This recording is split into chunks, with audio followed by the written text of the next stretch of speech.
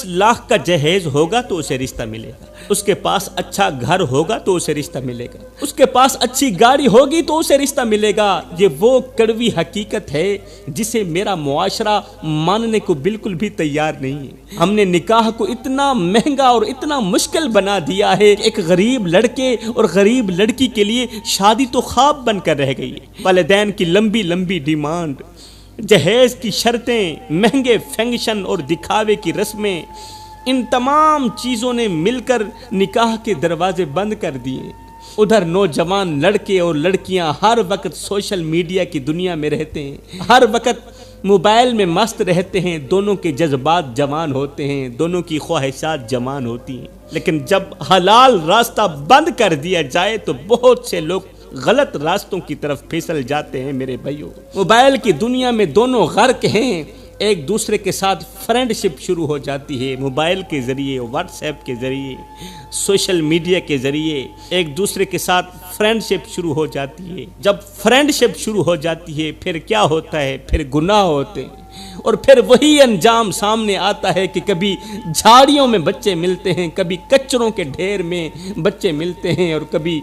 گٹروں میں معصوم لاشیں ملتی نظر آتی ہیں۔ یہ دیکھ کر پھر معاشرہ افسوس تو کرتا ہے، مگر اصل سوال نہیں پوچھتا کہ ان سب کا ذمہ دار کون ہے، اس گناہ کا ذمہ دار کون ہے۔ حقیقت یہ ہے کہ اس گناہ میں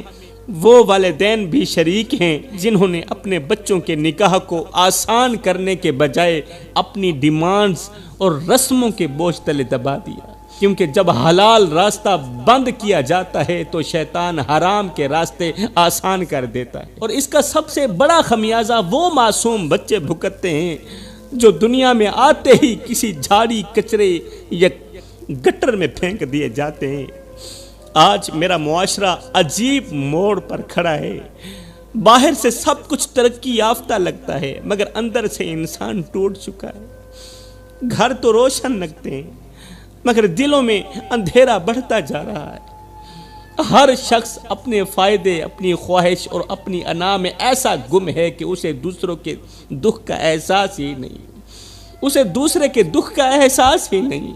دوسرے کی پریشانی کا احساس ہی نہیں۔ اور دکھ کی بات یہ ہے کہ انسان کے پاس سب کچھ ہے مگر سکون نہیں ہے۔ انسان کے پاس پیسہ بھی ہے،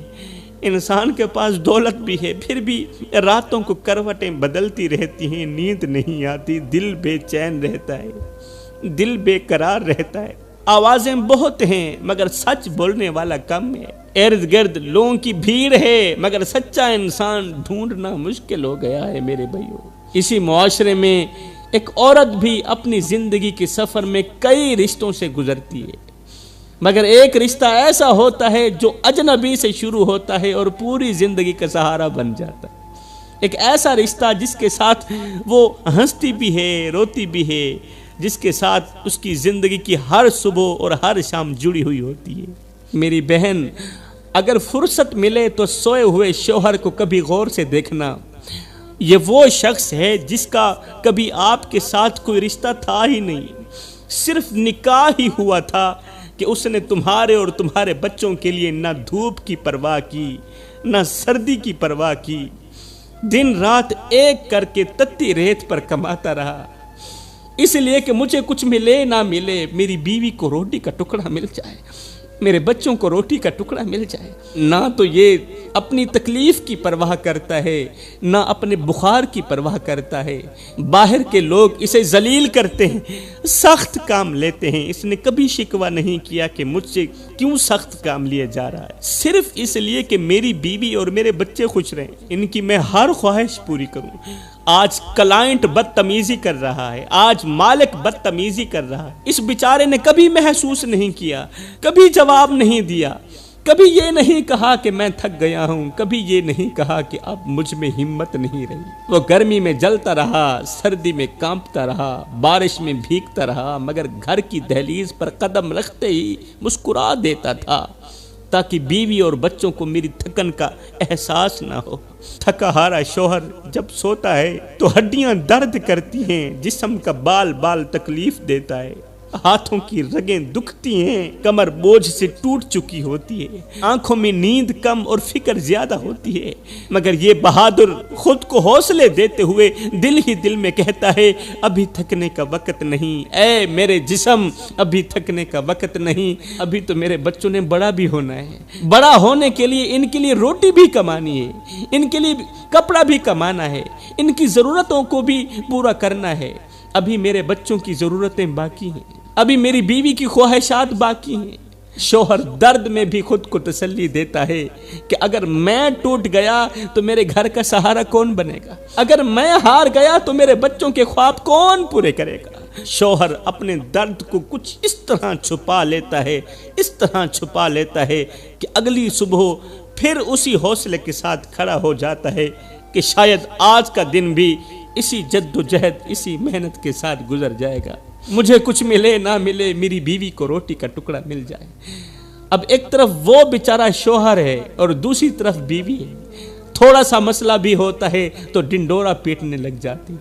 اور بار بار ایک ہی جملہ بولتی ہے کہ تو نے میرے لیے کیا ہے کیا، تو نے میرے لیے کیا ہے کیا۔ بیوی کا یہ جملہ سن کر شوہر بیچارہ دل ہی دل میں رونے لگتا ہے، اس کا دل اندر ہی اندر سے چیخ کر کہتا ہے ہاں ہاں میں نے کچھ نہیں کیا، ہاں ہاں میں نے کچھ نہیں کیا، اپنی جوانی تیری ہر ایک خواہش پوری کرنے کے لیے میں نے قربان کر دی، ابھی میں نے کچھ نہیں کیا۔ تتی ریت پر کمزور کندھے پر بوجھ اٹھاتا رہا، بوریاں اٹھاتا رہا، ابھی میں نے کچھ نہیں کیا۔ مالک کا غصہ برداشت کیا، لوگوں کی باتیں سنی، ذلیل و خوار ہوتا رہا، کس کے لیے؟ تیرے لیے اور تیرے بچوں کے لیے، ابھی میں نے کچھ نہیں کیا۔ راتوں کو تھکا ہوا جسم لے کر آیا مگر بچوں کے لیے مسکرا کر بیٹھ گیا، نہیں کہا کہ میں تھکا ہوا ہوں، ابھی میں نے کچھ نہیں کیا۔ اپنی خواہشیں مار دیں، اپنے خواب دفن کر دیے، صرف اس لیے کہ میری بیوی کے چہرے پر خوشی رہے، ابھی میں نے کچھ نہیں کیا۔ اپنی جوانی کی طاقت مزدوری میں جلا دی، ہاتھوں کی لکیروں کو محنت کی دھول سے بھر دیا، کبھی اپنی تکلیف کا ذکر نہیں کیا، کبھی اپنے دکھ کا حساب نہیں مانگا، صرف ذمہ داری ہی اٹھاتا رہا، اس سوچ کی بنیاد پر کہ مجھے کچھ ملے نہ ملے میری بیوی کو روٹی کا ٹکڑا مل جائے، میری بیوی کی ہر ایک خواہش پوری ہو جائے۔ ہاں ہاں شاید میں نے واقعی کچھ نہیں کیا۔ میری بہن ایک لمحے کے لیے سوچ تو صحیح کہ اگر ایک دن یہ شخص تیرے گھر واپس زندہ نہ آئے تو تیرا کیا بنے گا، ایک دن تیرا شوہر تیرے گھر واپس زندہ نہ آئے تو تیرا کیا بنے گا۔ وہ دروازہ جو ہر شام تیرے شوہر کے قدموں کی آہٹ سے کھلتا ہے، کیا وہ دروازہ ہمیشہ کے لیے بند نہیں ہو جائے گا؟ وہ کرسی جس پر یہ تھکا ہارا مسافر بیٹھ کر سانس لیتا ہے، وہ کرسی خالی رہ جائے گی، پھر تو اسی خالی کرسی کے سامنے بیٹھ کر اپنے دکھڑے سنائے گی، روئے گی، آنسو بہائے گی، مگر اس وقت کوئی جواب دینے والا نہیں ہوگا۔ پھر تمہیں یاد آئے گا کہ یہی وہ شخص تھا جو اپنی تھکن چھپا کر مجھے مسکرا کر دکھاتا تھا، یہی وہ شخص تھا جو اپنے بچوں کی ایک مسکراہٹ کے لیے اپنی پوری طاقت لگا دیتا تھا۔ پھر شاید دل سے ایک آہ نکلے گی کہ کاش میں نے اس کی خاموشیوں کو سمجھ لیا ہوتا، کاش میں نے اس کے درد کو پڑھ لیا ہوتا، کاش میں نے کبھی اس کے سر پر ہاتھ رکھ کر یہ کہہ دیا ہوتا کہ تم تھک گئے ہو، تھوڑا سا آرام بھی کر لو۔ کیونکہ اصل سچ یہ ہے